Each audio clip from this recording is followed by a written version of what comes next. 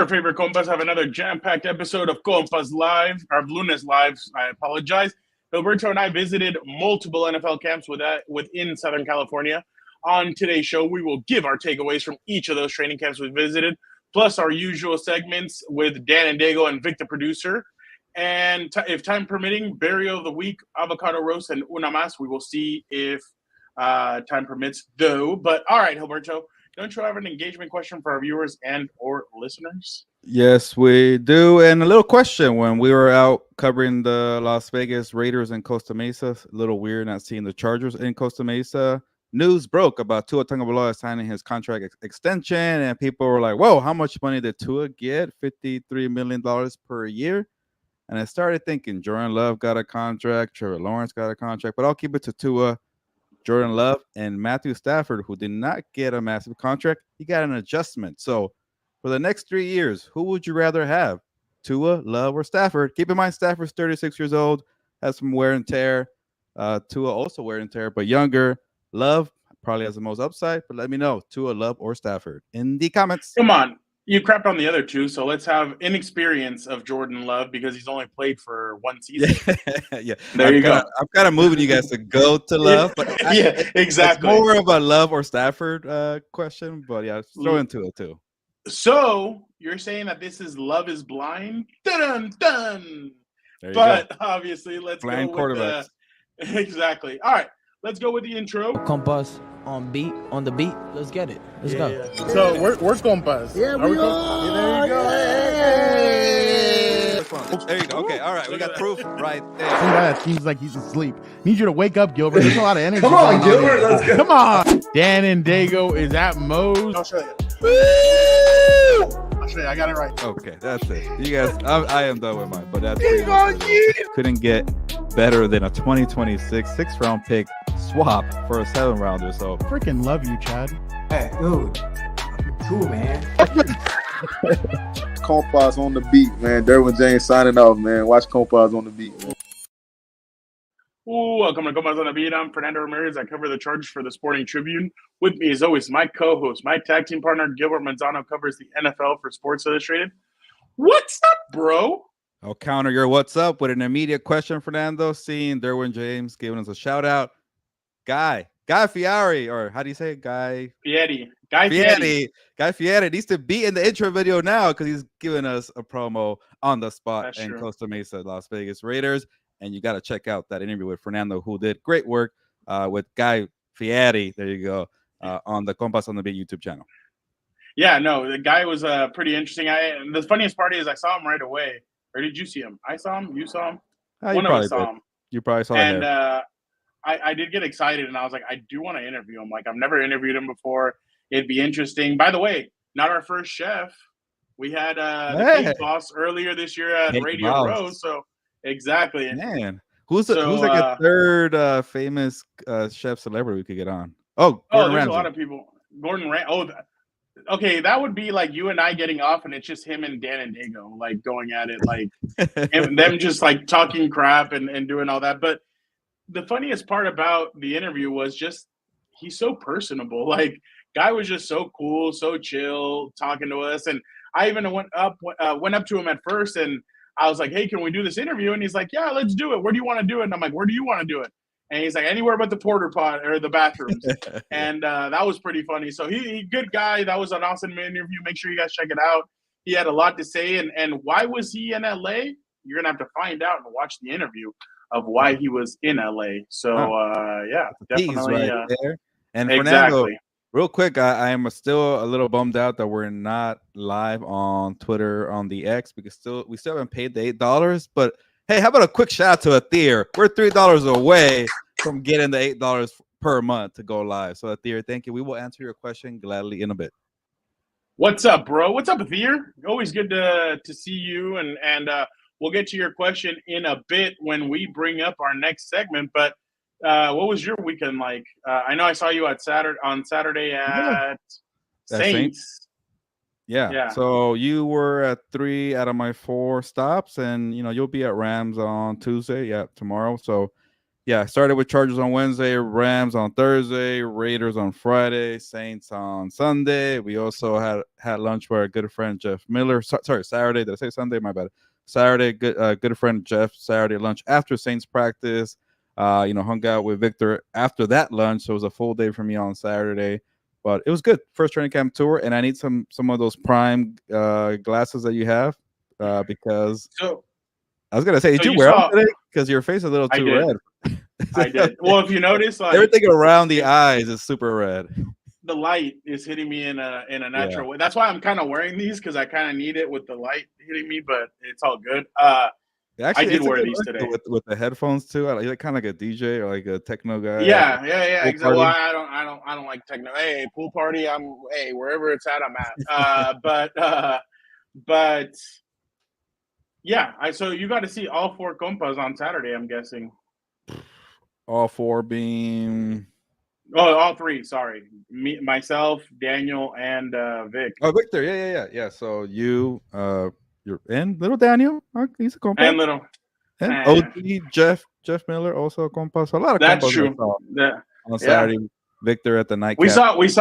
We saw MJ Acosta also. Oh yeah, and actually it was a at- day filled with seeing good friends of the Yeah, Compas, yeah. friends of the show on Saturday. And actually the whole week, seeing Gary Klein with the Rams, obviously Joe Rini Adam with the Hill. Chargers, everybody, Adam Hill with the Raiders. Yeah, that's a good thing about this tour here. Eventually we'll get over to Oxnard, but getting these 4 teams out the way in the first week was actually insightful and also fun to see everybody.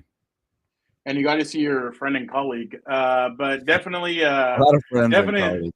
exactly. The Saints all these practices were interesting, but now Gilbert, especially with what you're writing for SI, the whole music aspect of it.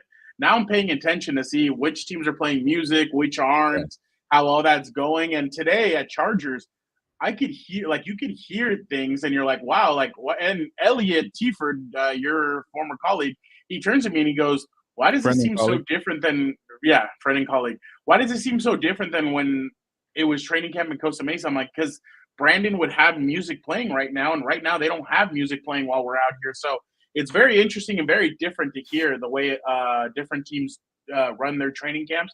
And like you said, because there are 5 teams in Southern California, you can see a mixture of how every team does it differently. Yeah, and to give some context of Fernando's referring to, for I guess every stop that I go to for the first time, I do a notebook. I give you the best veteran that stood out to me, best rookie. But the one that we had fun with is song of the day, and the Chargers made it easy for me for the first stop because there was no music and Jim Harbaugh, which I do appreciate, and also I get it because you want to be like you want to be your own person to bring the juice, be motivated. Like you don't have to rely on music. What are they playing today? Oh, I don't like that music. I'm not gonna be upbeat. Like forget that. You better bring your own energy because Jim Harbaugh provides it all the time. So I get that. And then with the Rams, they took me back to high school days with the 2000s hip hop playlist. And then the Raiders took me way back. I was like a little kid, so I should remember these songs. But the 1990s hip hop playlist, there was a lot of Ice Cube, a lot of I shouldn't say that name right now, Diddy, but a lot of 1990s hip hop artists. And then what was the other team that we went to? Oh yeah, no, the Raiders. Chargers, Raiders, and Saints. The Saints were the last one. The Saints were a little strange because they were kind of like the Chargers, where they didn't play a lot of music, but there were little spurts where they played music. But it was a lot of music. You might bad. Go ahead. The only thing is like that I noticed, like the music they did play was a lot of current songs, which made me feel old because I don't know who the heck is NBA Young Boy Never Broke Again. That's a full name, by the way. I threw him into my song of the day for Saturday. But yeah. I had that video of Tyrann Mathieu dancing with to the Kendrick Lamar. And that song is being played everywhere, and I refuse to make it a song of the day because I'm getting tired of it. I'm sorry. I like it, but it just No, I feel you. All right, let's get into some of these training camps. Like we're getting into them, but Gilbert, let's just start it off. I mean, we were both there. It has to be said because even today, Adam Hill, Vic Tafer, and all those guys talked about the struggles. What did you make of the AOC versus Gardner Minshew? And take away their looks. One has great hair, the other one has a buzz cut. Take away that. But what did you see on the field? I saw a struggle between both of them. I didn't really feel like one or the other really set themselves apart. Yeah, no, this is a By good the one. way, Athir, we're gonna start with Raiders and we're gonna head to Chargers. So make sure Hey, don't you make are the guy ready wait. again. We appreciate it. Okay, so should we start with that? He gave us no. We can Okay. start with the Raiders, but I'd say not Okay. too long. But the superstar, Yeah. we appreciate it, Athir. But to answer the Especially question, because at the end it goes with your question. We're talking Raiders, then we There talk you go. Chargers, and then we Hey, go into your question. you get the full matchup breakdown at there. Exactly. You get your There money's you worth go. here. We're talking Exactly. week 1 in a bit. Exactly. But it is the only training camp or quarterback battle that I saw. It may be one of the few in the entire NFL. And it was a one struggle. in New Orleans. Yeah, but Derek Carr. We'll get to Spencer Rattler. I was very impressed. Maybe Spencer Rattler makes a push next year. But Aiden O'Connell and Gardner Minshew, they are very different quarterbacks. Obviously, with AOC, you get some size, a little more strength in the throws there. Maybe you could run an efficient offense if he really gets the Luke Getsy offense playbook down. He gets the playmakers involved. But with Gardner Minshew, you get a little more backyard style, a little more extending plays, get away from the pocket. He doesn't have the arm strength, but he does know how to sling it downfield. We've seen him enough already in his career. The Eagles, Jaguars, and the Colts last year. But, I'll just say this for one excuse for AOC and Minshew. And from that day that we went to, AOC was pretty bad. Let's just keep it real. And Minshew was, he was okay, average. He was getting it done, which maybe if you're just average, you're getting it done, and you get to utilize Devontae Adams, Brock Bowers, Amir White, Colton Miller as your left tackle. Maybe that's good enough with a top 10 defense. Maybe it's just good enough is okay. But you can't be turning the ball over, and Aiden O'Connell was turning the ball over. But in his defense, it was only red zone drills for the first week, so I'm excited to see Tuesday what they do. Maybe, hopefully, full length, 2-minute drill, whatever, because when you get maybe more of the full field, you get into rhythm. But that's making an excuse, but I got to at least say that for context. Also, it's still very early. I'm not a person who overreacts for training camp practices, but also I do know that AOC and Gardner Minshew are not the best options to have a quarterback, so I can give some a little overreaction here. But again, the Raiders need to rely on defense. They need to rely on skilled players. We don't know about Luke Getsy. That's a big question mark. We don't know about Antonio Pierce as a coach in a full year.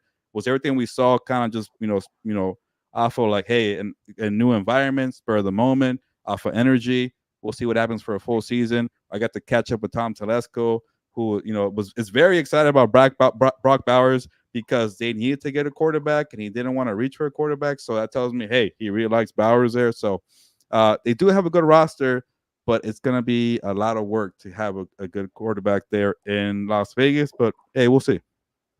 Yeah, no, I agree with everything that you just said. Max Crosby, Christian Wilkins, they were getting in, and again, no pads, but they were getting back there. Hey, Jack Max Jones Crosby, was really impressive, by the way, to see him up close and personal. You see the interception against Patrick Mahomes, but to see him on the practice field, he brings the juice. Yeah, no, he really does. Christian, I know there's no pads on, but they were still making it. I kind of thought that Max Crosby was toying around a little bit with that offense, but again, they don't have Colton Miller. They don't have. They didn't have Colton Miller that day. They didn't have the kid from Oregon, Jackson Powers. Yeah.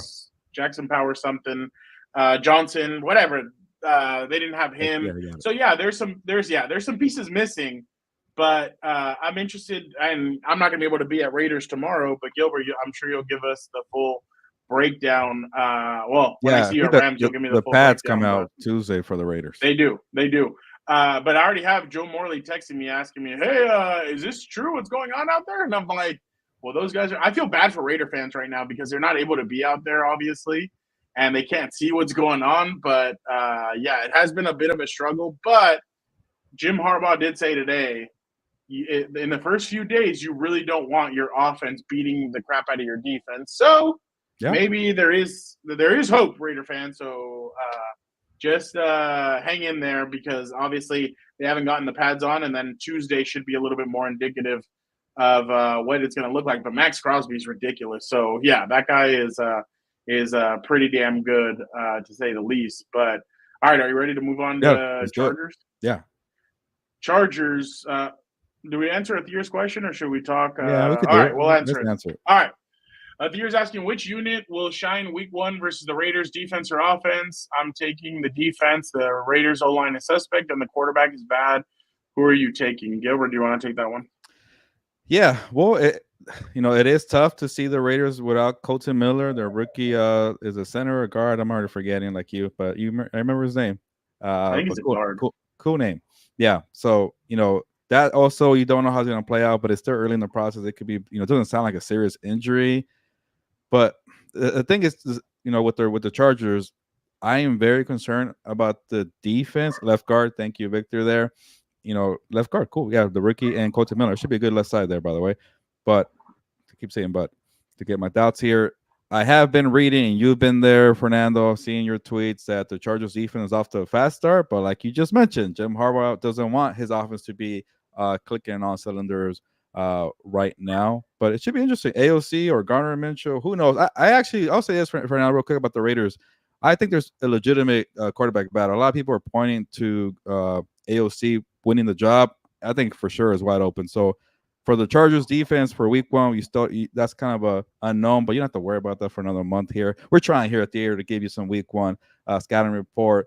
But I'll say this. I like the Chargers edge rushers group, and when you can bring pressure with Thule, and I'll say another thing here. I keep saying I'll say this.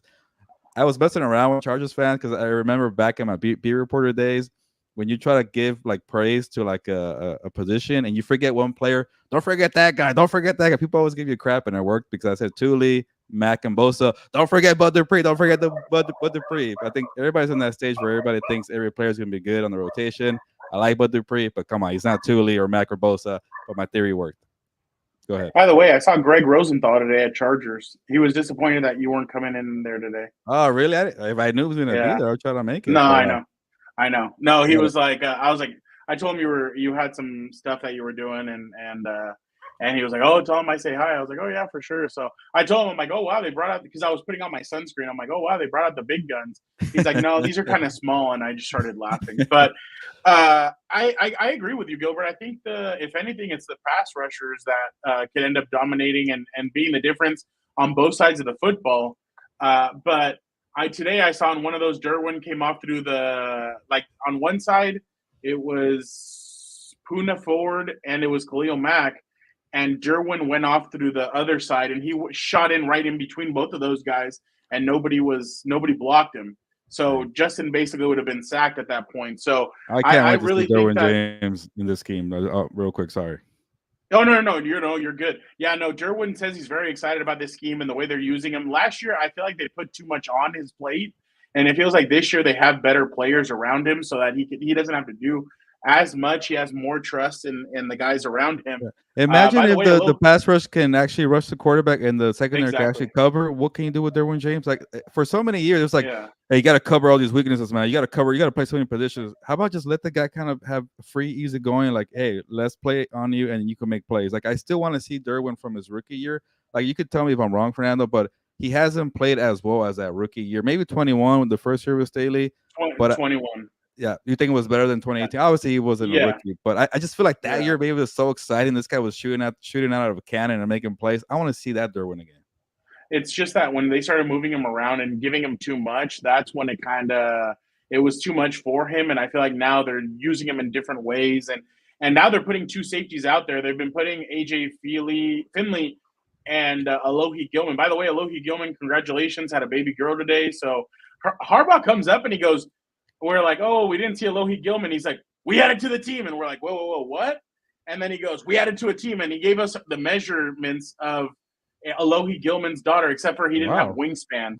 So I thought that was pretty funny. I was like, wow, this guy really is something else. But yeah, I think pass rusher is a good indication.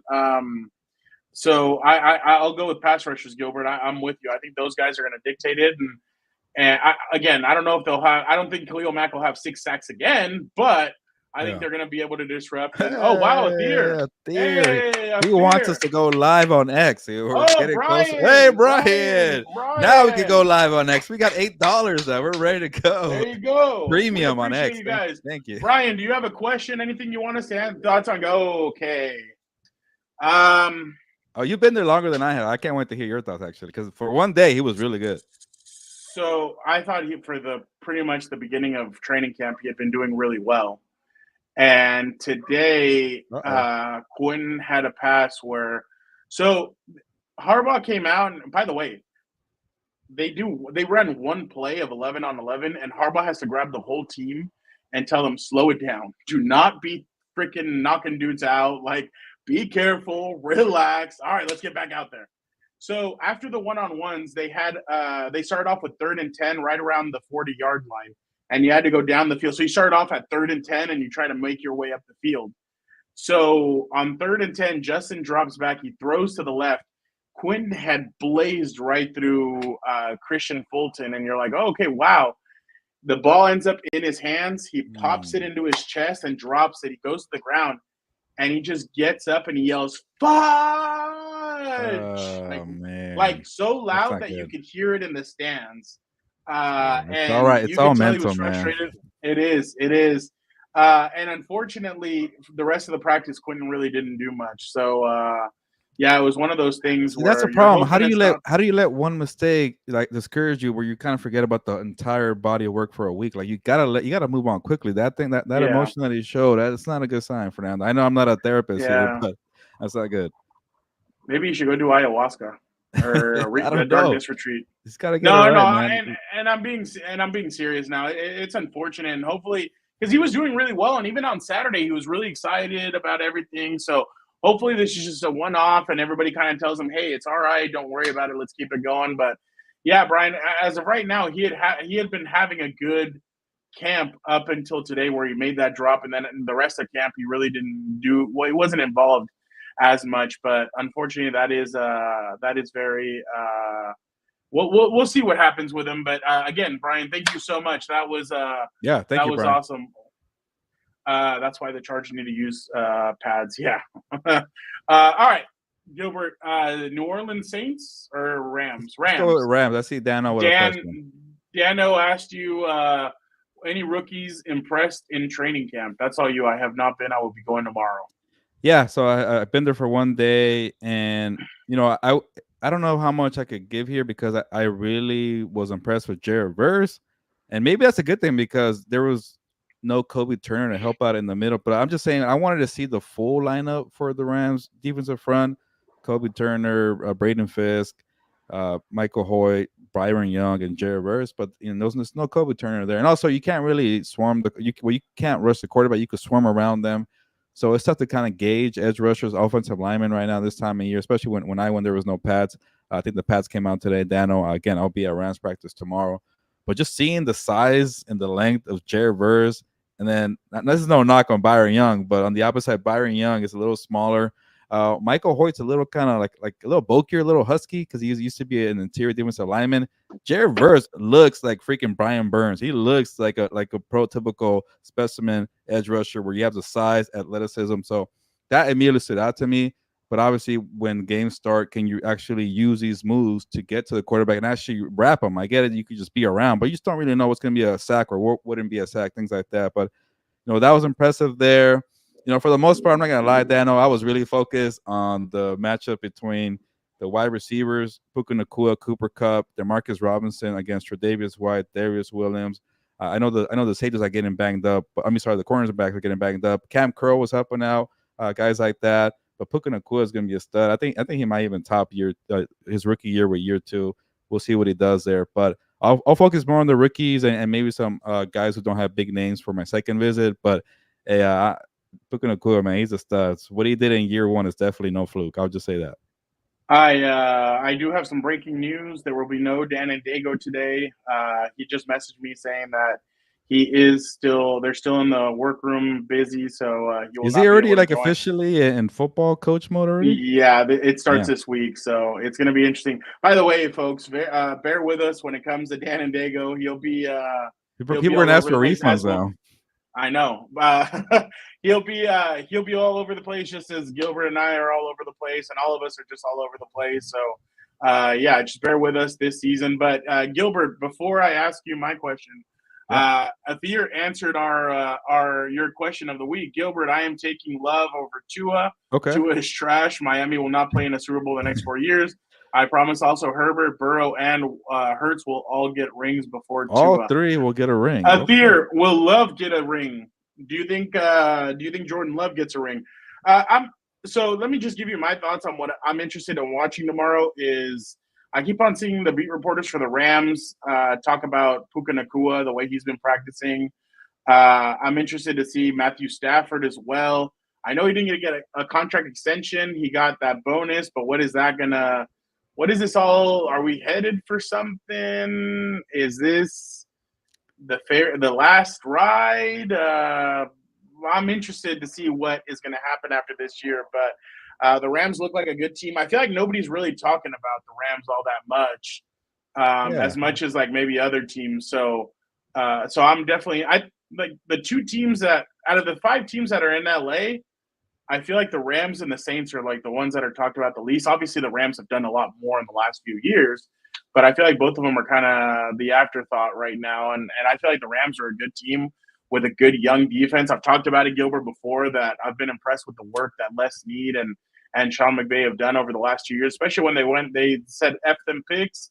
They went all in, won their Super Bowl, and then now it's about rebuilding. I thought Sean McVay was going to head for high waters as soon as that was all done, and no, he decided to stick it out, and now he's there, and we'll see. I still think every year they're going to ask if Sean McVay is going to be heading to the booth or not, and does he want to take time away to be with his kids and everything. So, Athir, go ahead and ask it. So Matthew Stafford is what I'm interested in, that young defense, and then obviously Tre'Davious White, is he practicing already or not? Yeah, he was practicing the day I was there. Okay, I'm interested to see him. Darius Williams is also back. John Jones is pulled back. the hammy, so. but yeah. Oh shit. Okay, well, I saw him pull it. I'm like, man, Dan's gonna blame me for this. I blame you for what happened on Saturday. Too bad Dan's not here. Where you're like, damn, it's cold at Saints, and then all of a sudden the sun it got hot. I'm like, damn. But But all right, let's head over to the Saints, Gilbert. The Saints came marching into Costa Mesa or to UC Irvine. They're practicing where the Rams used to practice. So very interesting to see all that. Gilbert, first thought to me was Spencer Rattler is QB number 2 as of right now, and he had an impressive day. Yeah, let me say this real quick about because the quarterback conversation. I will quickly go to Shifty. There we go. Go to the Saints, but the whole Tua, Love, Lawrence, everybody getting paid besides Stafford. Like it's starting. Like I wrote about this and it'll come out tomorrow SI, but like it's starting to get a little out of hand that unproven quarterbacks are getting money, and we're going to discuss it later on for rapid fire. But like when you're Stafford, who just won the Super Bowl or won the Super Bowl 3 years ago, and you played like a top 5 quarterback last year, and you're the one just getting $9 million, and the other ones are getting $53 million per year, it just says how teams just panic. Like, oh, we got a young quarterback, we got to compete. Let's pay him all the money they want instead of trying to prove, like, hey, put some pressure on the guy. You know, like when Jared Goff had pressure, what do? He thrived under pressure and became a franchise quarterback for Detroit Lions. When Baker Mayfield had pressure and had nowhere to go, he thrived under pressure with the Buccaneers. Or Jordan Love, who had a crappy 1-year extension, had to be the backup for 3 years, and had pressure to fill Aaron Rodgers' roles. He thrived in the moment. Let quarterbacks feel the pressure a little bit. That's all I want to say. Stafford has proven himself enough, and that was a good graphic by you, Fernando. But we'll get to that in a bit. And speaking of pressure, I think there should be some pressure on Derek Carr. And actually, the question was about quarterbacks. Yes, Derek Carr. It doesn't feel like they don't have pressure either with Derek Carr. No. The Saints are starting to get into that point where, like, they're not doing much. They don't go to the playoffs. The Sean Payton era and Drew Brees era has been 4 years now, and you're kind of like, oh, what are they doing over there? I'll keep an eye on them. But for them to draft Spencer Rattler, props to them. I've been screaming at the Saints to get some younger players. I like the veterans. I like Cameron Jordan, Demario Davis, Marshawn Lattimore, Tyrann Mathieu. They're just old, and like at some point you got to get younger, and they haven't done that. And also to the Saints, you got to get like a young quarterback eventually. I get that Derek Carr is not that expensive, but if it doesn't work for year 2, hey, maybe it works out with Spencer Rattler. But so far, I will give Carr a chance with Rashid Shaheed, who might be your boy, Fernando, and then Chris Olave. But I'm starting to like the Saints a little bit because of the youth movement. Like I don't want to say his full name is Talise, but they call him Tally. Tally Fuaga, the first-round pick, who's now the left tackle. People love the guy. He's going to be a stud, I think. That's left tackle. Boy. I talked to him, too, for an SI story. He's like as they say, he's going to be a dog. So I think he's going to be a good player. Kool-Aid made some plays at cornerback. And then we got to talk about Spencer Rattler. I know he was playing second-team defense, but they have, Jake Hefner from Fresno State. They have Nathan Peterman. They got Taysom Hill and Derek Carr. There's like 5 quarterbacks on the roster, and this guy's already the number 2. He elevated that quickly to be the backup for Derek Carr, and we saw in person. Wow, he's making quick reads. He's letting plays develop, tight spiral down the field. He even got some repetitions with Shaheed and Chris Olave. I think that says a lot about what they think about him as a future player. So Saints, shout out to you for finally getting some youth, maybe some potential cornerstone players, and maybe an impactful rookie class, because the last time the Saints did something was 2017 when they drafted Alvin Kamara and Marshawn Lattimore and guys like that. When you get a draft class that actually makes a difference, it could set you up for 4 years. Mason Tipton, rookie receiver out of Yale, 5'11", undrafted rookie. That's a name that I think people might start listening or hearing about, because he was making a lot of plays during camp. And I know sometimes there's players that shine during camp and then they don't do anything when it matters, but he was making some plays, so much so that their beat reporters asked about 4 or 5 questions about him. The other person that had 6 or 7 questions asked about him was Taysom Hill, because they were using him at punt return, at kick return, at they didn't use him at quarterback. That was the only thing. They used him at everywhere else except for quarterback. So that was interesting. But yeah, Spencer Rattler was interesting. The Saints defense, I mean, a couple of years ago, they had an all-in kind of move for Marcus Davenport. Didn't work out. So, but I was telling Gilbert when we were there, like, they have a lot of veterans on this team. Like Gilbert said, older players.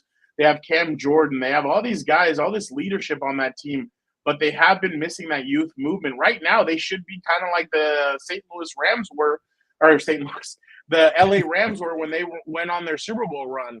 But unfortunately, they don't have that because, 1, the quarterback is nowhere near what Matthew Stafford is, and 2, they are missing some pieces there. But I agree with Gilbert. Spencer Rattler, I don't know. I think he'll give Carr a run for his money at one point. I mean, you think this season already?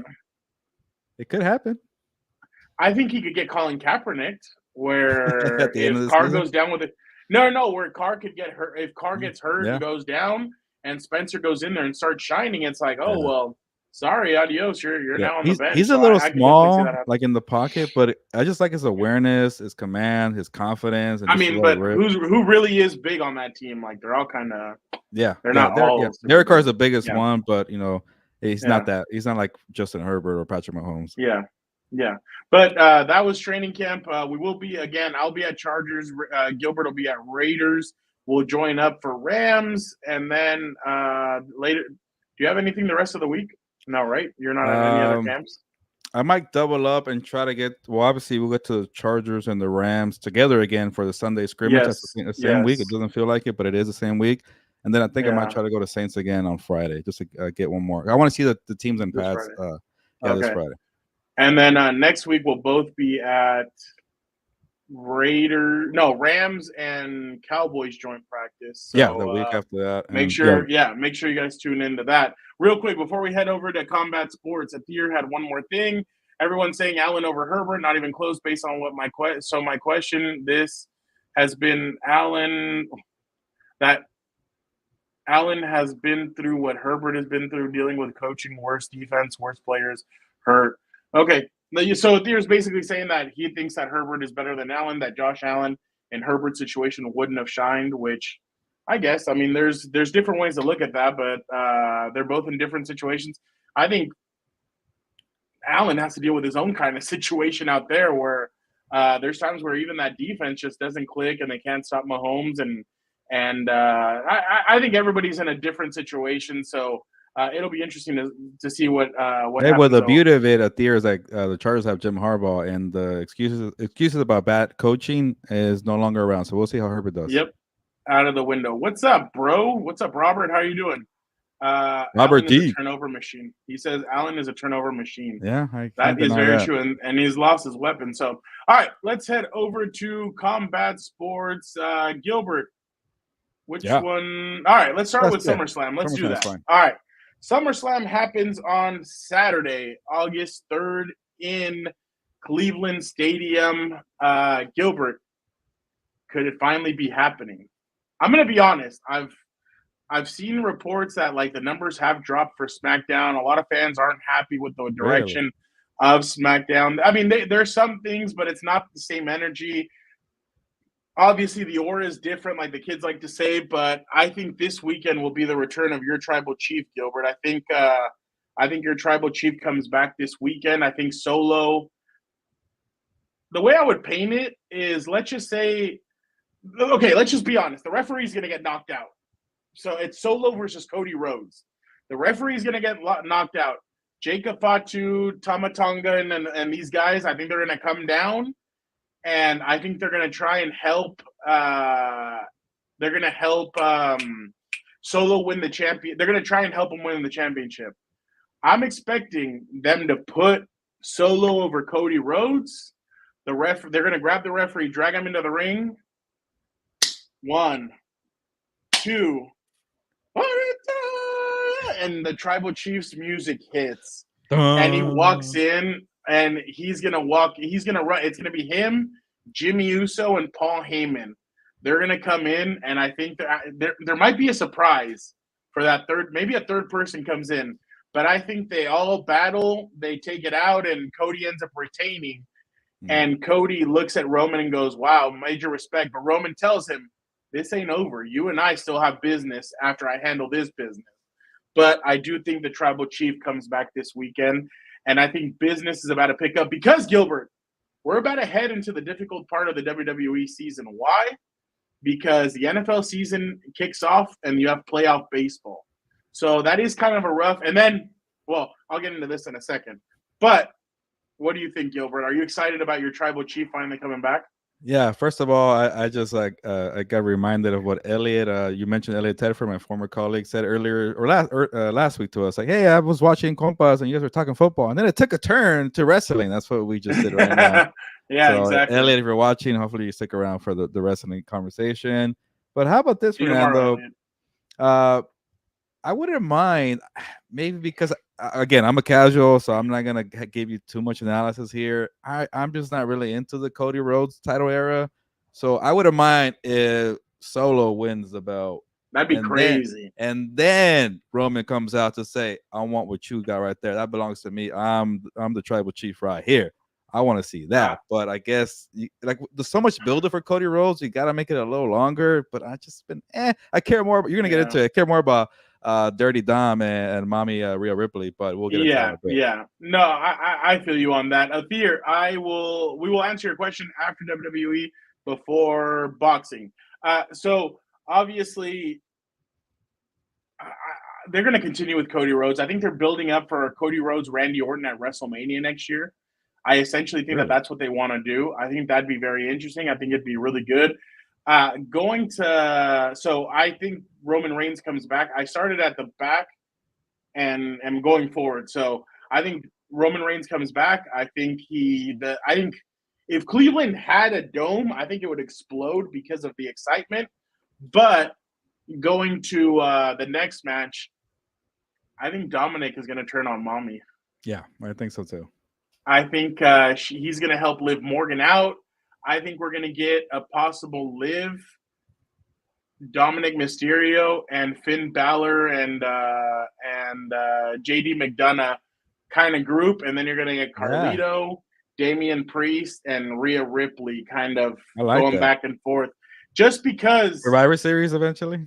Yeah. The one thing I've been wanting them to do – I know they're not going to do it because Dom really doesn't – I mean, he hasn't really earned one, but – I would have loved if Dom would have won a championship with Liv helping him, because then that would have really been like, hey, I've won with her. Like, I won an NXT North American Championship with you, but I've won a United States Championship with her or something else. But I digress. I've been waiting, though, for like a title run for Dom. I don't know what's taking so long. Yeah. And Cody Rhodes took a picture with him and Damian Priest, and he put the champs and the future champ as the caption. So – Gilbert, when I tell you WWE's high on Dominic Mysterio, they're very high. But I think Liv Morgan retains against Rhea Ripley. I think they've been building this up. This is Liv's summer. I think she's going to continue it. I think she retains it. I think Dom helps her out. I don't think the turn completely happens. I think it's an accidental helping to Liv Morgan, but I think he wins. By the way, real quick, another match that you're going to want to watch, CM Punk versus Drew McIntyre, with a special guest referee of Seth Rollins. And Gilbert, let me just tell you, the build-up to this match has been incredible. They've done a really good job with it. There's been heated. All three guys hate each other, so they are definitely Aiden. This is gonna be. The promos have been incredible, but it's time to stop with the promos. It's time to go. It's go time. So I'm excited for this match. I think CM Punk I think CM Punk wins it, but there's a lot of back and forth, and there's a lot of distractions, and there's a lot of crap that happens in the middle. By the way, Gilbert, if you want to see, here is Seth Rollins' outfit as a special guest referee. I know everybody says he wears weird outfits. Well, here is his outfit for special guest referee. At all. And he put, "This is just the appetizer, baby. You got to tune into SummerSlam on Saturday for the main course. We're going to be eating good." So this is great to see him. But I have, I'll say CM Punk wins and pisses off Drew McIntyre even more. Let's see. World Heavyweight Championship. I keep on saying that Damien's going to lose, but I think this time he does. I think Gunther wins the championship, and I think this is Gunther's time. I think it's time for him to take over as champion. I think they're really high on him. WWE Women's Championship, Bayley versus Nia Jax. I think Nia Jax beats Bayley, but then Tiffany Stratton cashes in the Money in the Bank and puts this into a triple threat match between all three of these girls. So right now, Tiffany Stratton and Nia Jax are friends. That all happened. All that goes to crap on Saturday when she cashes in and wins the championship, and Nia Jax, Bayley, and her can all fight against each other. I have LA Knight beating Logan Paul for the United States Championship. I think in WWE for years, if you're defending a championship in your hometown, you usually lose. So I think LA Knight wins it. I think they're high on LA Knight. I think they think that this is the first step for him, especially because Logan's been going hard at him, saying that he hasn't won crap in the WWE and that Logan has won championships. So I have that. And then last but not least, I have Braun. I'll say Sami Zayn finally loses that championship. I think there's been a lot of frustration from fans on with Sami Zayn's keep on retaining. So I'll say Sami Zayn loses, but I say he loses it to Ilya Dragunov. I think Ilya Dragunov wins the championship, and that'll be that. That is your full card, Gilbert. It's actually a very good card, Fernando. I didn't. I knew a few of them, but we'll get into it in a bit. But it's gonna clash between Terrence Crawford, the boxing card in LA, and SummerSlam in Cleveland. Yeah, so you'll be on WWE duty, but also it's gonna be a hot week in LA. And it's gonna be a lot of outdoor events, and yeah, it should be interesting. I'll just say that. Yeah, 100%. So obviously, let's before we go to boxing, just real quick. Just for fun, my bad, real quick. I promised a year. Just for fun, if the Chargers make it to the AFC Championship and they are at home, will the Spanos raise the ticket prices for the games? Yeah, this guy thinks so far ahead. Damn, this guy. Theory, you really are. I would think they will raise it. It's a playoff. Yeah, they would have to. They would have to, especially because who knows who. Like if they're playing a team that travels, that'll be interesting to see how they raise the ticket prices. But good marketing technique of Theory. Gilbert, this weekend. There is a lot, not this weekend, the weekend of the real Independence Day weekend. There's going to be a lot of combat sports in Las Vegas. You got Canelo going head-to-head against Berlanga. By the way, Berlanga has been really cheerleading Canelo all weekend because people are saying that this is not the fight that anybody wanted. Nobody cared about this fight, so screw this fight. And then you have the Sphere, which has Sugar Shane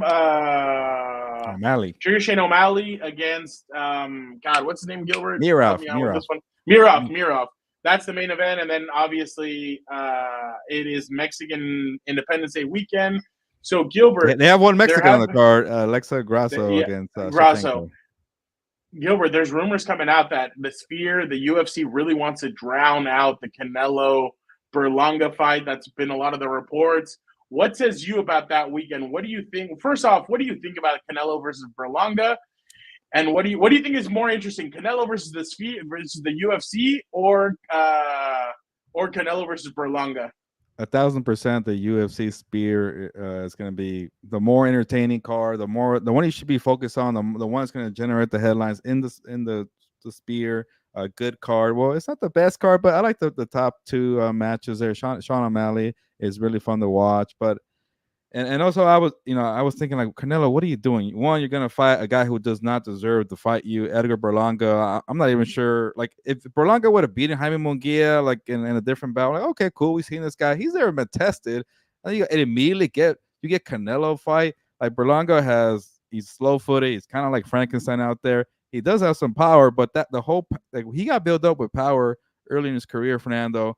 And then his last 5-6 fights, the power has just gone because the competition level has gotten better. So he's a little kind of fraudulent, but I shouldn't say that. We'll see what he does. But definitely the UFC card you should pay attention to more. But I will say this about Canelo. I do respect the crap that he's saying. MMA, this new combat sports crap that Dana White has, you don't step into my territory. You don't step into Boxing's Day. Mexican Independence Weekend belongs to boxing in Las Vegas. Get that crap out of here where you're playing grab ass on the ground and it's going to be boxing throwing it down. So Canelo defending the sport, defending Mexico's Day. I like that from that point. I know it's a little cocky, a little arrogant, but I'm all for it for now. I don't care. UFC, you're fun, you're exciting, but it's not your day. Take a hike. If Canelo really was going to say that, he should have fought somebody else. Yeah, I know. It would have helped my argument. So, but yeah. And real quick, I don't know if you saw, Fernando, Dana White is pissed off with the MGM for hosting that fight with Canelo.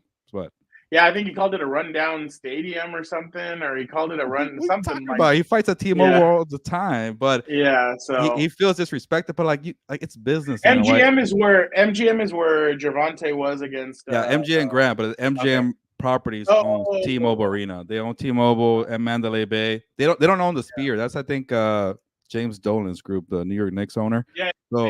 So if you're the MGM, you got to make some money on that weekend. You're not going to be like, all right, Dana White, because we like you and we don't want to ruin ties here. No, they have business to do with Canelo Alvarez. Get that money, MGM. I don't blame them. But also shout out to you, Canelo, for defending the honor of Mexican boxing. But you know why, right? Because they so now that you mentioned James Dolan, I saw a lot of people are like, he's putting more effort into the Sphere than he is into the New York Knicks. So I actually thought that was pretty funny, even though the Knicks were kind of a playoff team this year. But I think it's a joke that he's fighting Berlanga. I mean, there's other fighters I'm sure that he could have fought, and it seems like the Saudi people are really but he just had surgery. I don't think he's ready. I think he called it a joke though. I think he did. I think I saw something. Yeah, he even vacated the super middleweight title because he's like, I'm done chasing Canelo, so he's now a light heavyweight.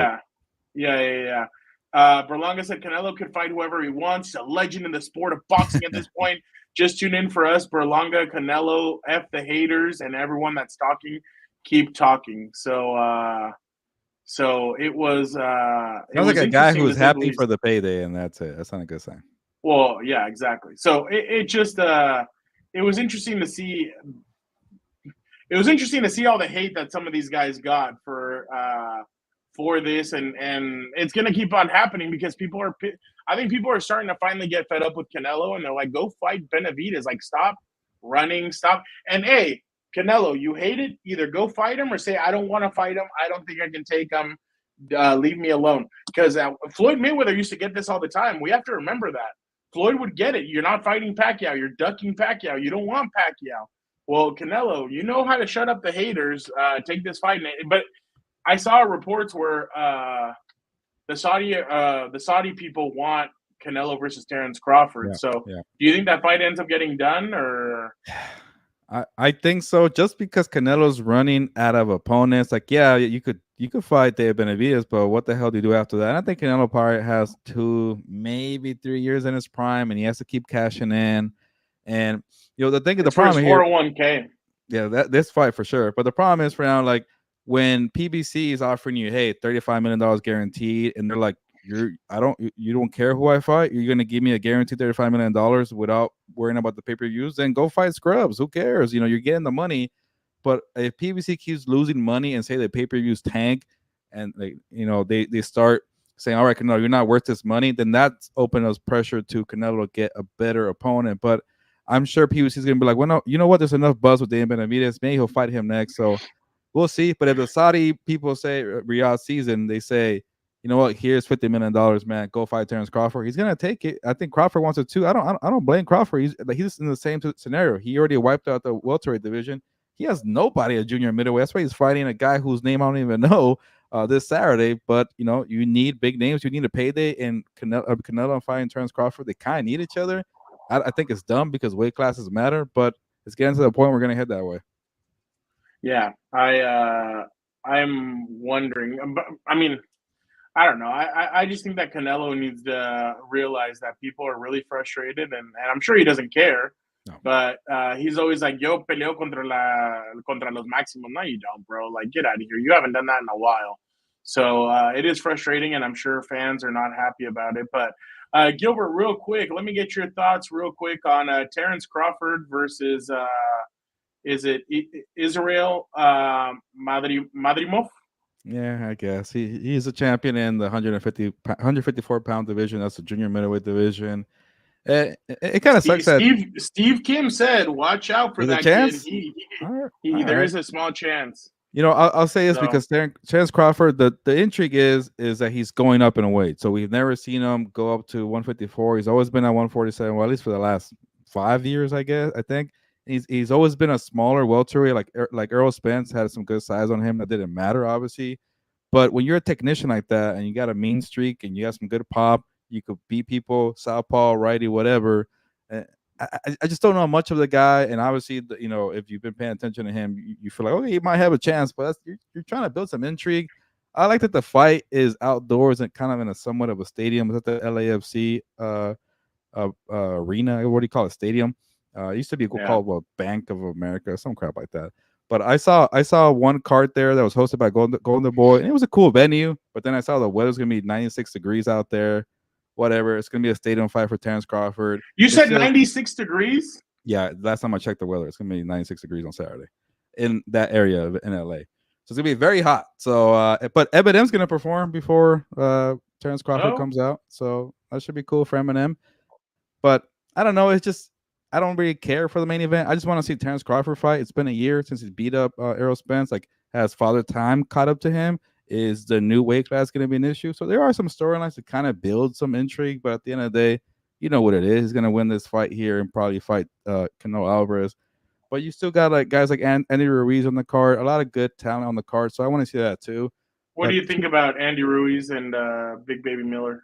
That should be a good one for Andy. I think Andy Ruiz wins. He has, you know, when you say discipline for Andy Ruiz, maybe that's a joke, but Baby Miller has had an issue with being good work ethic, being disciplined. And I think when it comes to championship level, Andy Ruiz has a bigger advantage than Baby Miller. He's never put it together. He's never really had a real chance. Actually, it's funny. The one time he had a title shot was against Anthony Joshua.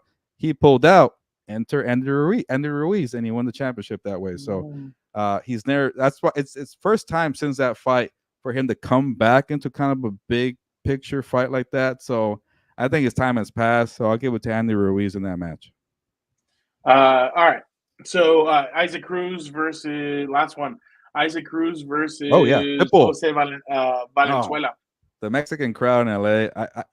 I'll say this: like, obviously the biggest fights go to Vegas, but when it comes to hardcore boxing fans, they live in LA. It's to see Pitbull Cruz there. You saw him there at Staples Center at the time. Who let the dogs out? Woof. Can't wait to see that for Pitbull Cruz in 96-degree weather. Dano says the fans want Canelo versus Benavidez. I do too. Virgil Ortiz Jr. on the Crawford undercard is an up-and-coming boxer. He was going to fight our friend from Australia. I'm blanking on his name right now, but he pulled out with an injury. The guy who lost to Sebastian Fondura. Yeah. The Grim Reaper. No, the Undertaker. That guy. I'm always forgetting. I definitely want to see Canelo Benavidez. Dano, I don't know if we'll get it, but it'll be Crawford or maybe Benavidez, but after Berlanga. Jorge, I'm here to disappoint you. There will be no Dan today. Today they started coaching and doing meetings and stuff like that. Yeah, it's me. Hey, for $20 in the chat here, Jordan. Oh, sorry, Jordan. Jorge, sorry. I say J-O. My bad. I'm already after a bad start, Jorge. I apologize. $20. You will get him on. Can you get your brother on and we can have money in the chat? I don't know. I don't think so. I'm just being honest. I don't think so. So Yeah, I can see your brother right now. Like you're out here selling me for appearances. What am I? I know. Yeah, exactly. Yeah, exactly.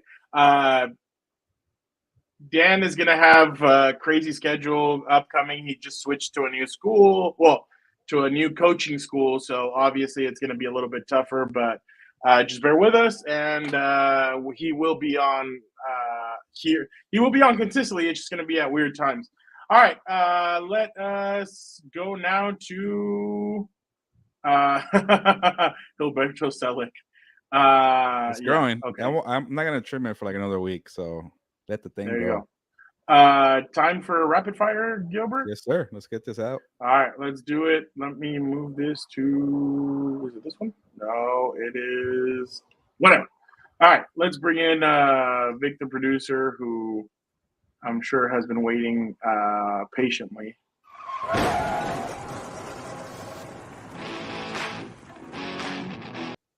How you doing, Vic?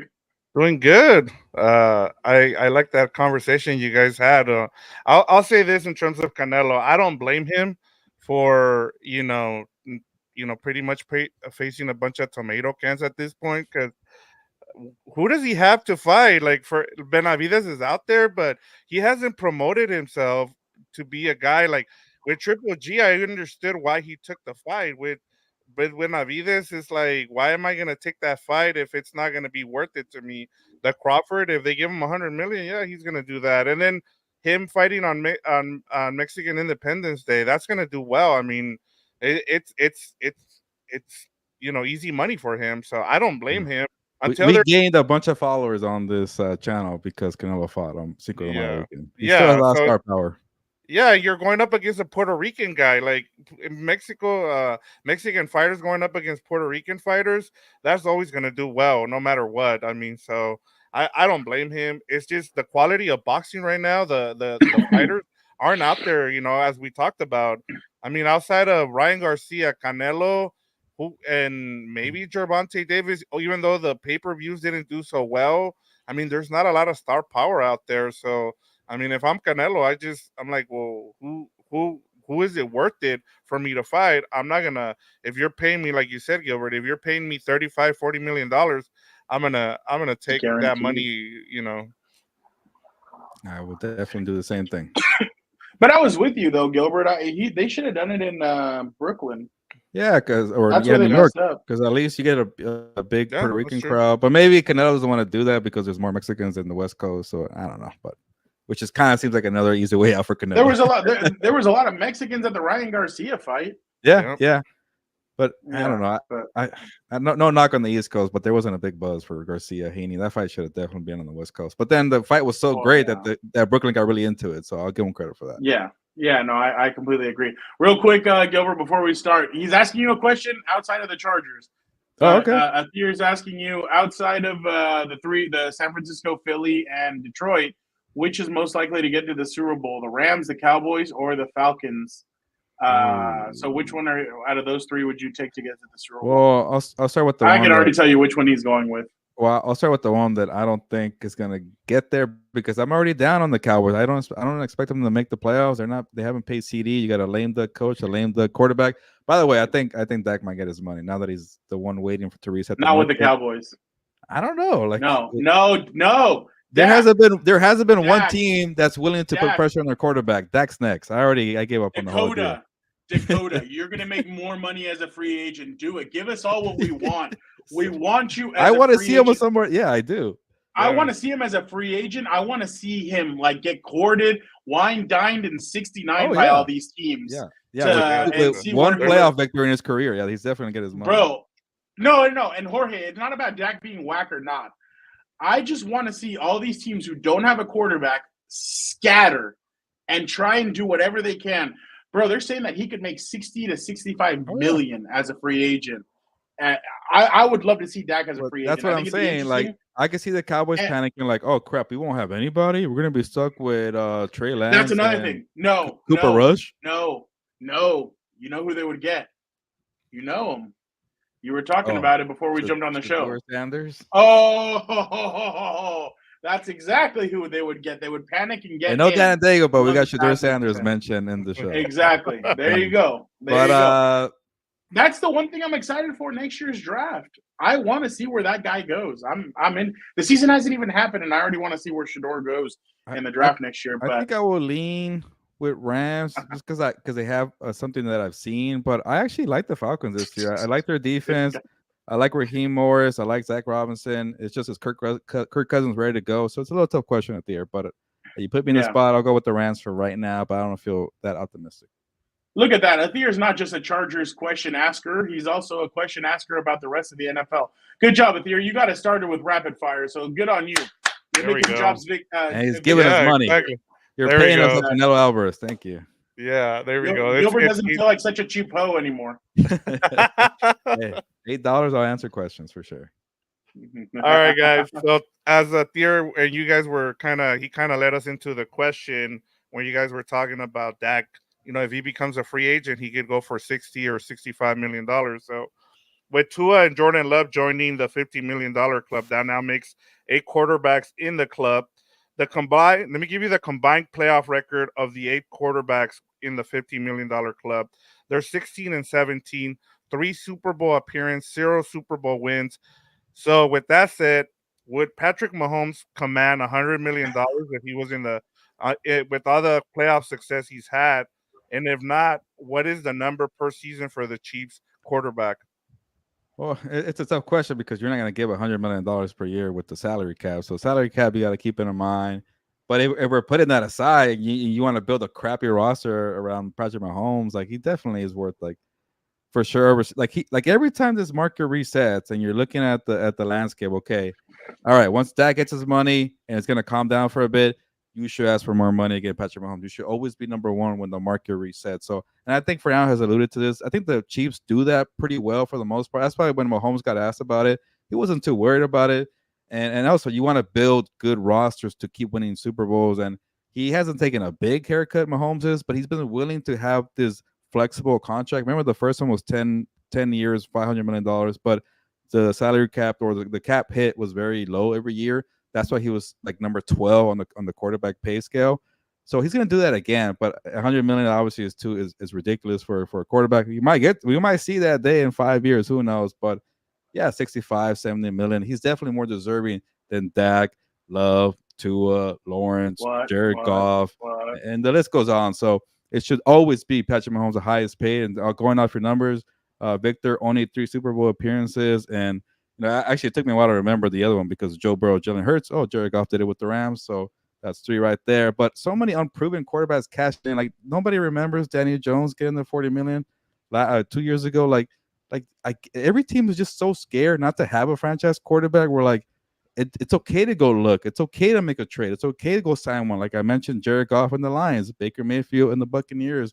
Or do something kind of, out of the norm where the Packers drafted Jordan Love, even though Aaron Rodgers was in the prime of his career. They thought ahead. Instead, these teams are like, handcuffed. Oh, no, I don't want to lose my 24-year-old quarterback who's done nothing in the playoffs. So here's $55 million per year. I'm tired of it. I like Jordan Love. He had to do it the rough way. But Trevor Lawrence and Tua and even Dak, who's done nothing, is going to get his money for him. He's going to get it for him. I'm starting to have no faith in Jerry Jones. I'm worrying, but I'm tired of these unproven quarterbacks getting paid. That I even wrote about it. You'll see it tomorrow. But get off my lawn. Dennis, Jesus. He said you just feed Kermit the worms.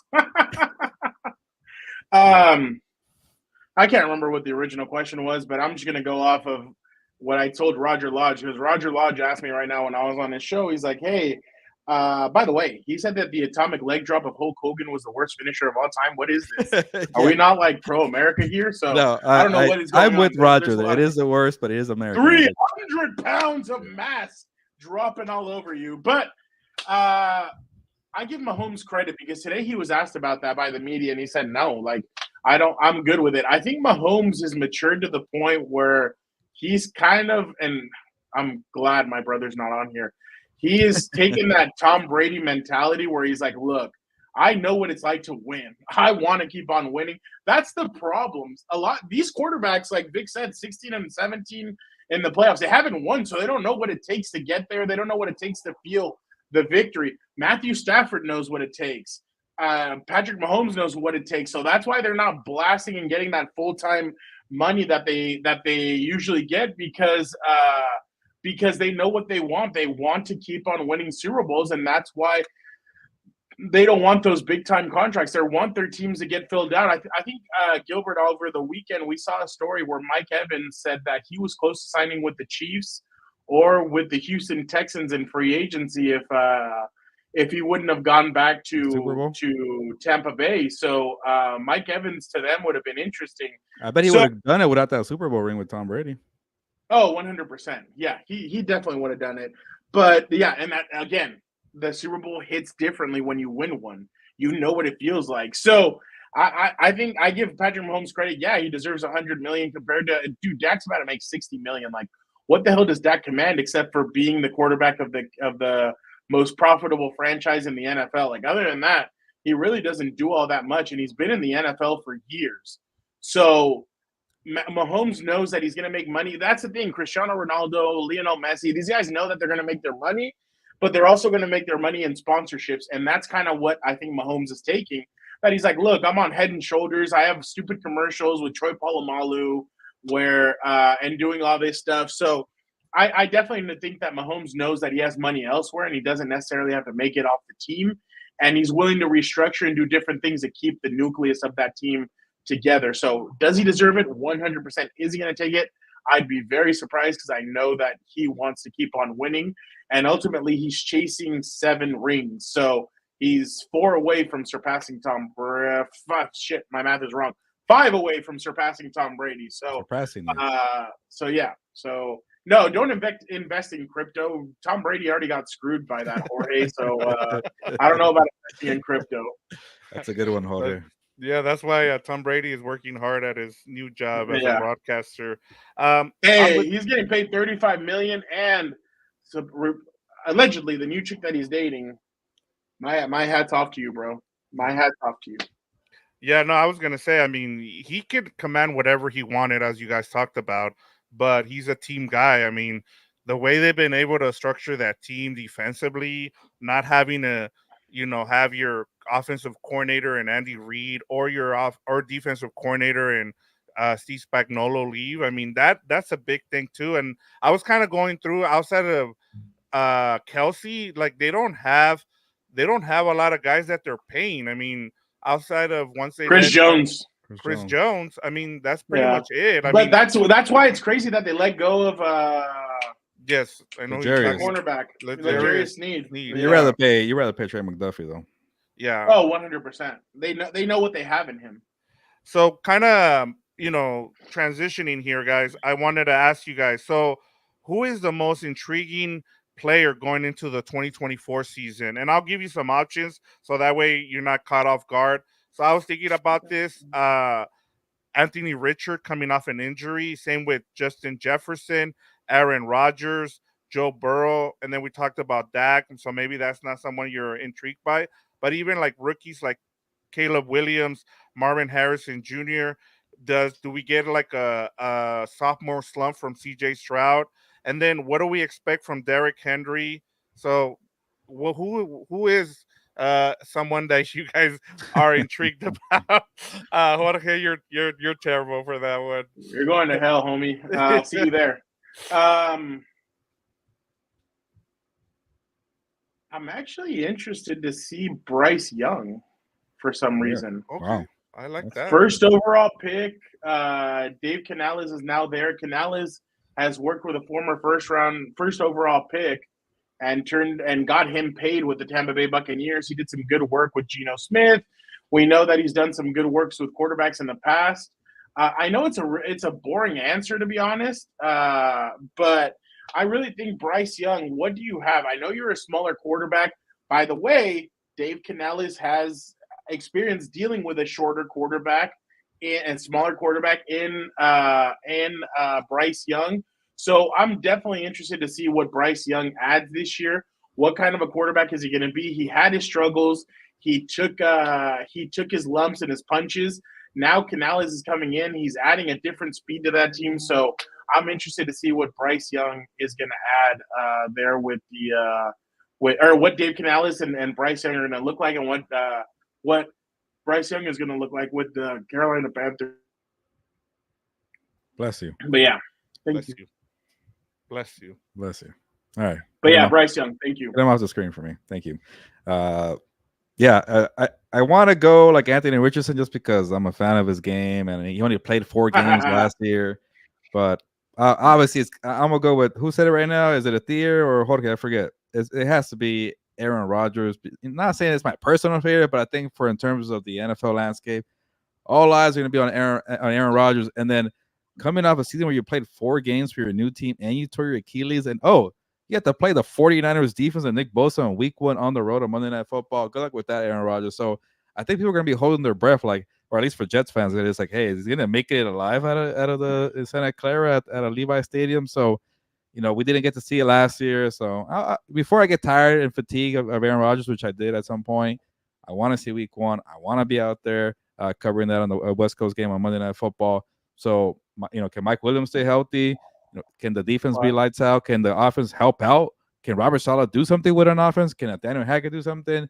So that's the right answer. But personally, I want to see Anthony Richardson or even Joe Burrow too, who missed half a season. Oh hell, here we go, picking 7 players. But I'm just saying, I'm not like totally invested in Aaron Rodgers, but I get why that should be the answer. I get that.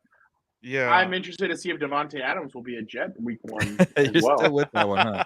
Maybe Halloween. Halloween. That'd be fun. That would be fun. What is it? That What's his name? fun. Greeny from ESPN says that he's made a keeps bet. on- Yeah, he keeps on hauling that in. And the thing is, Greeny was right about Jim Harbaugh and the Chargers a year ago. So I'm interested. Greeny knows something. And people keep on saying, I've heard other people say it that are elsewhere. So I'm interested to see if that happens or not. But back to your Aaron Rodgers. Oh, no, never mind. I'll Vic, go ahead. Sorry. No, all I was gonna add to it, I think for me it's CJ Stroud. I just want to know if he's the real guy. Like I know that I've had conversations with Gilbert in the past about quarterbacks and whether to anoint them and when is it the right time to, that he has the goods. And the only quarterback that I've ever heard Gilbert talk about that, hey, like after year 2 was Patrick Mahomes. So I want to see if he takes the next step or if that schedule is tough, man. Like I know a lot of people are picking them. They're picking them to make it to the AFC Championship game. I'm like, I don't even have them making the playoffs, to be honest with you, because I looked at that schedule last year, like just kind of going off of this, guys. Think about this. Last year, the Texans did not have one primetime game. This year, they're going to have 5 or 6. And then you're playing a first place schedule going up against, I believe it's the NFC East. So it's going to be tough. Outside of, like I said, they're going to play the Bills, the Ravens, the Chiefs. You're also playing the Cowboys. And, I mean, it's a tough schedule. And now you have primetime games. Can this team, with the young roster, are they going to be good enough and can CJ Stroud lead them to, take the next step? I think it's a lot to ask from a quarterback going into his second year. So honestly, Vic, I already see enough with CJ Stroud. I think the guy's legit. Winning a playoff game last year, going toe-to-toe with some of the best quarterbacks, winning at crunch time, being accurate, winning that game against the Colts in Week 18, making Nico Collins a star. But you're right. Everything you laid out, definitely still got to see the pressure of a good roster, primetime games, but he was damn good last year. I think I'm going to bend the rules a little bit for him. Yeah. Damn, week 2, we get the nail painter versus CJ Stroud. I'm excited for that. Yeah. That's going to be interesting. Yeah. They have to go to Indianapolis week 1, and then they go up against Chicago week 2. That's a pretty interesting start. And then week 3 at Vikings. Oh, Gilbert. Are they going to get a victory there? Huh? Vikings, Gilbert. You're Vikings. You're Minnesota Vikings. Yeah. I think the Texans will blow them out. You're hoping. But go ahead, Vic. No, I was just gonna read at Thier's. He says, "I believe if the Jets not in the playoffs, Chargers part 2 clean house in the offseason and take." He said he wanted his comment. So I'm with I've been kind of iffy in terms of the Jets. I'm still not there with them yet. But I keep looking. I'm like, it's either them or the Bills in that division for me. I mean, I think that's honestly. And can that defense? You don't need Rodgers to stay healthy the whole year. You just need him to pretty much be a game manager because that defense is legit. Like, I mean, they have dudes at every single spot. So, Jorge, a couple of weeks ago, you missed. I don't think you were here for that episode. Gilbert said that the Vikings were going to go 3-14, and all these Vikings fans came after him, Yeah. and they got really mad. So now we're calling it Gilbert's Vikings. Yeah, I'm until more like further a hater notice. apparently, but yeah. Yeah. I like All this right, guys. comment. I appreciate that, Jorge. Gilbert said that he wanted to leave by 7, so we're kind of running behind here. So I'm gonna just ask one more question, and this has to do with what Atir had asked earlier. So, and I had this prepared before even Atir asked it. So, who is the biggest threat to outdo Patrick Mahomes in the AFC this season? Your options are Joe Burrow, C.J. Stroud, Justin Herbert, Josh Allen, or Lamar Jackson. Jorge, I'll answer your question after we're done with this segment. You know what? For some reason, I think the Bills are going to be better without Stephon Diggs, and I think this offense, where like you do a little less. Same thing for Herbert with Harbaugh. The less you do, maybe the better. And you start focusing on James Cook, maybe Dalton Kincaid takes a step in year 2. I'm worried about the wide receivers because you now have Stephon Diggs to kind of get some matchup help. So can Khalil Shakir take the step? Can Keal Coleman be a first-round pick contributor? I did like Joe Brady's scheme last year. I think Josh Allen became an MVP candidate once they shifted to Joe Brady, and Stephon Diggs got phased out a little bit. You get that was LSU's Joe Brady, right? When they won the national championship. That's when they won the national title. So I think maybe having the less pressure of like, hey, feed me Stephon Diggs. That is like, hey, forcing the football down the field, saying YOLO.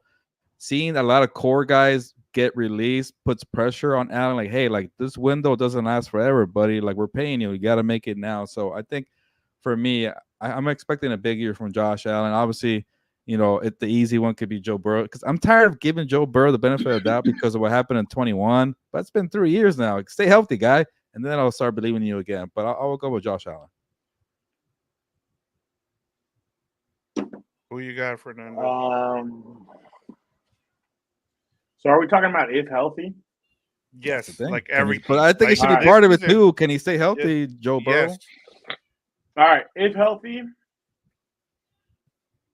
Aaron Rodgers. I'm going to go if healthy. Right, if that team is healthy, the full team, if it is healthy, and they've added Devontae Adams. No, I'm just kidding. Not that second part. But if that team is healthy, then I think the Jets could definitely compete with by the way, Dano says that your Wi-Fi is all good now, Gilbert. I know. It's actually been a good day. Don't jinx it, Yeah. Dan. It's been much better. It's actually been the best day because they've moved over here. But I definitely think that the Jets, their defense, man, I'm telling you, I think their defense is built different. I think they have a way to combat the Chiefs if they do play.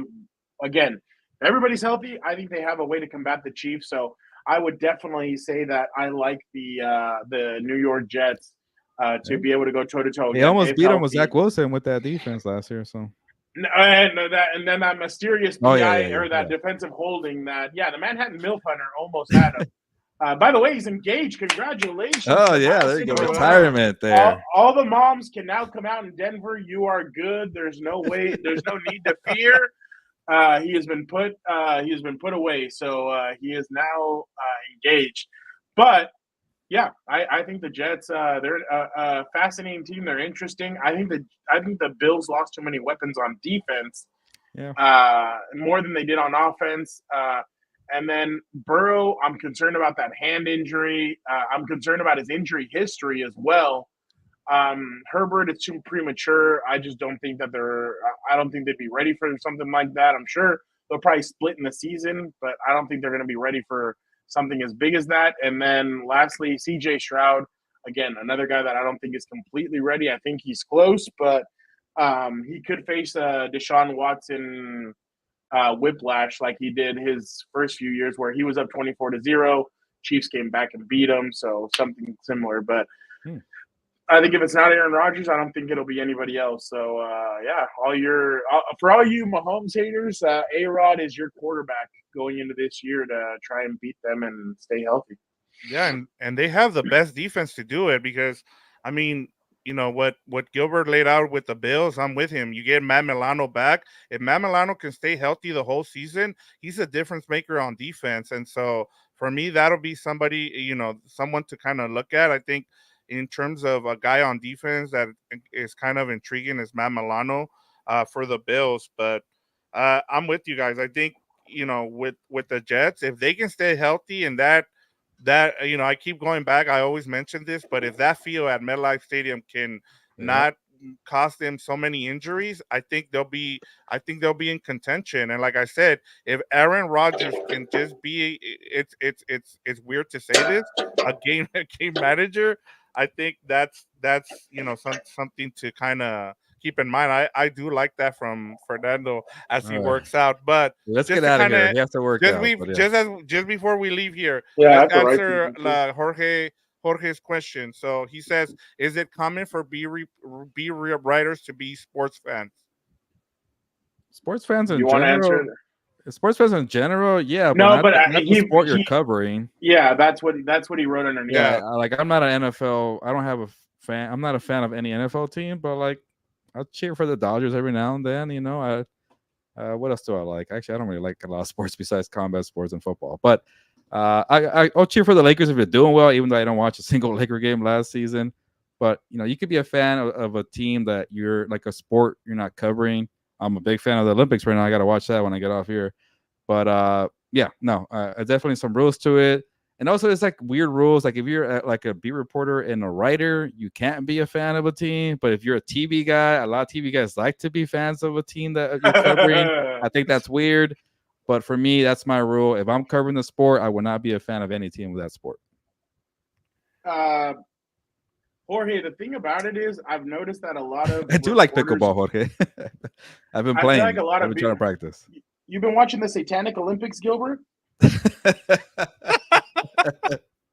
Good one. Yeah, I've definitely. I actually watched the scary movie after the Olympics yesterday that they made me watch here. Caroline and her niece, and I had nightmares. I'm not gonna lie.